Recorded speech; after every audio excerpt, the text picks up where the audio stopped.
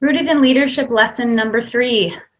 Hi, I'm Natalie Peterson, your instructor for this series. And our first 2 lessons, we talked about the definition of leadership and self-leadership, what it meant to you, and how important it is to lead ourselves first before we are able to lead anyone else. We spoke about our virtues, that moral standard of behavior, right from wrong, and as well as who we admire. And I hope you all got a great piece of advice from the person that you admire most in the world. And I encourage you to continue to ask the people that you admire the most, the people that you see doing the things you want to do.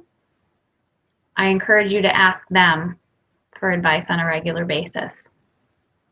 So today, Rooted in Leadership lesson number 3, we're talking about our values.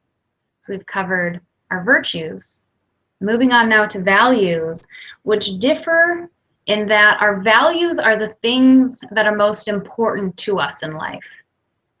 And our values are going to be the behaviors that we think are important, as well as the possessions that hold the most worth to us. So it's going to be things like being a good sister or friend, as well as maybe your pet at home.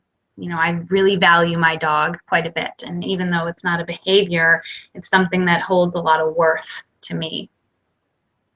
And so I want you to think about why it's so important to know what you value. Why is it so important to know what means the most to you in your life? And I want you to keep that in mind as we go through this lesson. Later on, we're going to be talking about a specific conflict that may come up in our life and why it's good to know what we value and what behaviors are most important to us.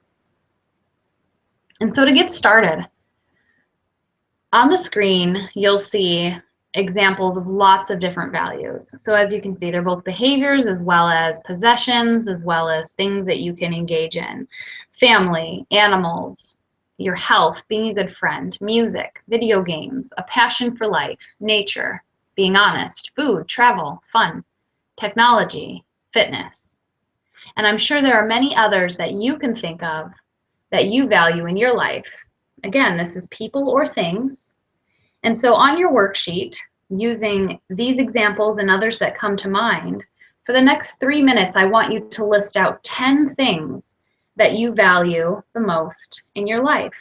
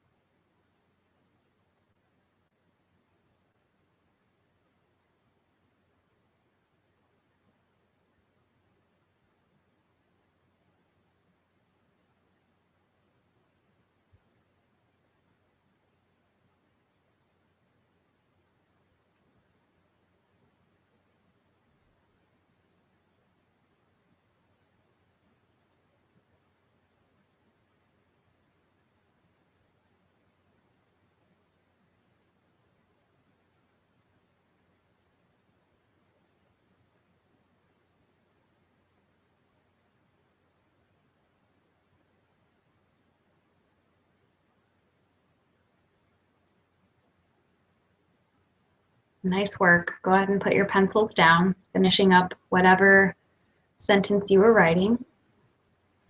And I want to share with you the 10 things that I love most in my life. These are the things that I value. I value my family, my mom and dad and 2 sisters. Secondly, my husband and my puppy, the golden retriever named Grizzly. Third, my yoga practice, something that's very important to me. Number 4, my health and fitness. Number 5, my courageously authentic spirit. You'll remember that from last time's lesson on the act of courageous authenticity. 6, my honesty and integrity. 7, my passion for life and happiness. Number 8, the pursuit of truth and doing the right things. Number 9, music. And number 10, my commitment to the development of others. And so as we move forward with this, I want you to consider things on a little bit more of a deeper level. So deeper than just the 10 things that you wrote that maybe include your iPhone or your iPad technology. And not that those things aren't important to you and can't be a big part of your life, but I want you to consider this. Consider things like behaviors, always telling the truth, making people laugh, having a positive attitude, being someone who never gives up, being fair to others, loving people for who they are, being known as a respectful person, being someone who always practices gratitude for all that we have, and being someone who is true to who you are on the inside and not just what other people want you to be. And so as you consider these things, I'm going to give you a little bit more time on your worksheet. I'd like you to go a little bit deeper, and I want you to pick 3 values that describe the person you want to be. And in addition to picking that value, so for example, being someone who always expresses gratitude, I want you to write 1 sentence for each on why that value is one that describes you and the person you want to be. So if you pick something like gratitude, why is that important? Do you want to be someone who is grateful so that you never forget how blessed you are? Do you want to be someone who is always a good friend so that you always treat people with kindness? On your worksheet, select your 3 values, either something that you've seen on the screen or on the worksheets, or come up with your own, but describe the person that you want to be. The lesson will resume in 5 minutes.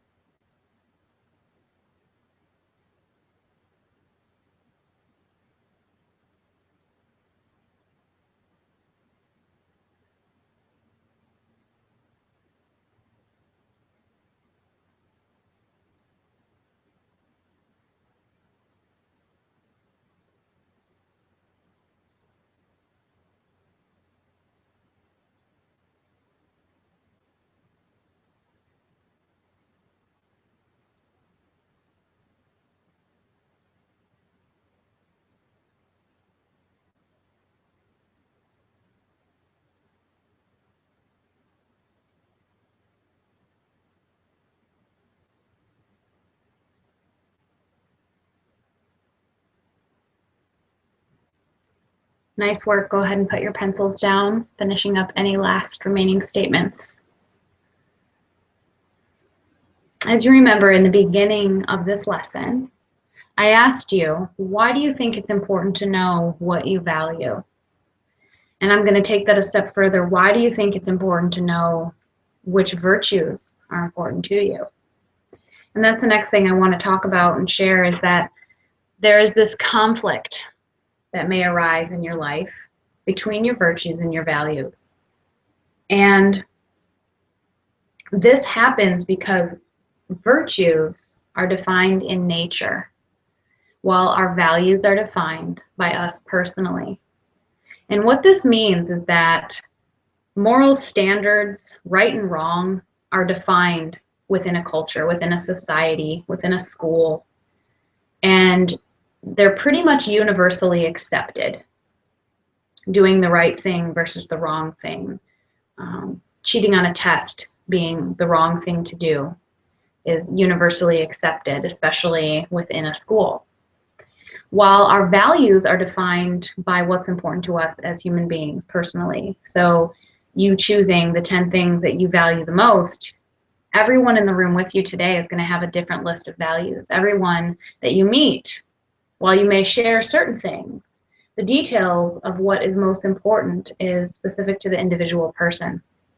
And so the reason and the times that our virtues and our values come into conflict, the best example I can give you is that if you are someone who values your friendships, values your friends and the things that they bring to your life, yet a virtue you hold important is your honesty, there may be situations that you face where peer pressure is involved with your friends of making decisions that go against doing the right thing, that go against some of your virtues. There may be times when you're tempted or offered by a friend to make a decision like cheating on a test, when, again, our virtue that we have is honesty and doing the right thing. And so in those moments, we have to decide which side are we going to align with. Are we going to align with what holds true at our very core of who we are, our virtues, the behaviors and moral standards that we align ourselves with? Or are we going to align with what we value, our friendship? And so this conflict in our life can sometimes cause things to change. It can cause friendships to end, different relationships to end. It can cause us to change jobs, to move. And so I encourage you to consider, when making decisions, that which is true to your nature, your virtues, your moral set of standards, and to look at the things that you value and see if they clash with the person you want to be. The way you're spending your time, the decisions that you're making, is that who you want to be? Is that how you want to act?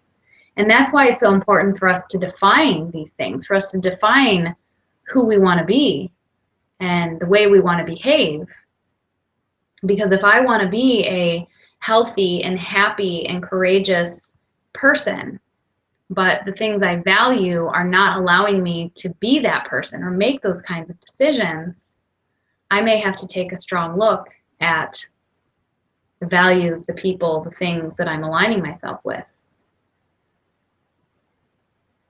So I hope that resonates with you. I hope that you're able to look at the alignment of your virtues and values, see where they may be in conflict, and explore what that might mean in your life, and to know that it's okay to change what you value. It's okay to change the behaviors that you hold in highest regard as well.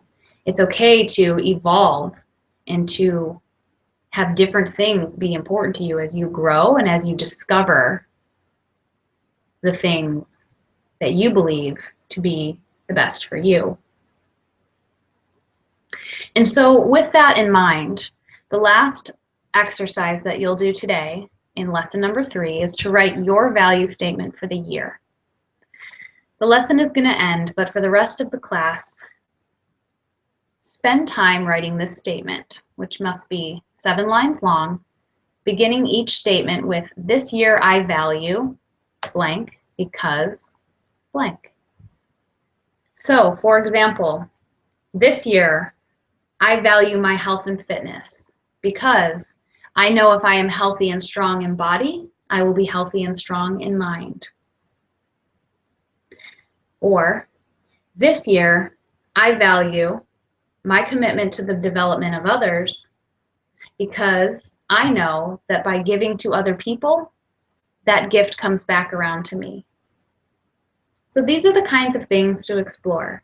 Spend the rest of the class period finishing your value statement. Once again, thank you so much for listening, and I hope you all have a great day.